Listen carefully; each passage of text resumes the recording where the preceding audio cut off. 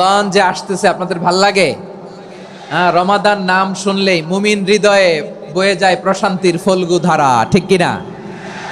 একটা আনন্দ, একটা উচ্ছ্বাস আমাদের হৃদয়ের মধ্যে চলে আসে। রমাদান সাইয়্যিদুশ শুহুর, 12 মাসের মধ্যে সবচাইতে শ্রেষ্ঠতম মাস রমাদান আল মুবারক আসছে। আত্মশুদ্ধির মাস, আত্মসংশোধনের মাস, শুদ্ধাচারের মাস, নিজেকে আলোকিত করবার মাস, ঠিক কিনা বলেন?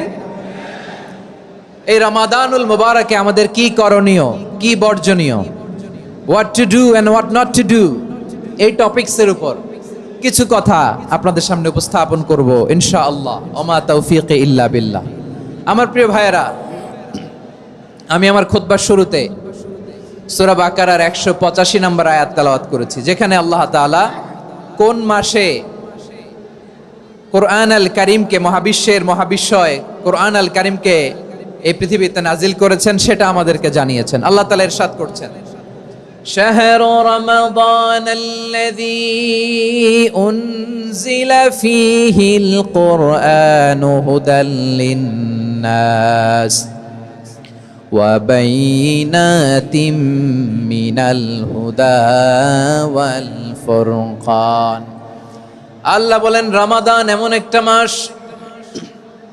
যে মাসে কোরআন নাজিল করা হয়েছে, আর এই কোরআন হচ্ছে বিশ্ব মানবের জন্য পথ নির্দেশিকা, হেদায়েতের সুস্পষ্ট বর্ণনা এবং সত্য মিথ্যা পৃথক করার আসমানি মানদণ্ড রূপে জামিনে আমাদের জন্য কোরআন নাজিল করেছে কে?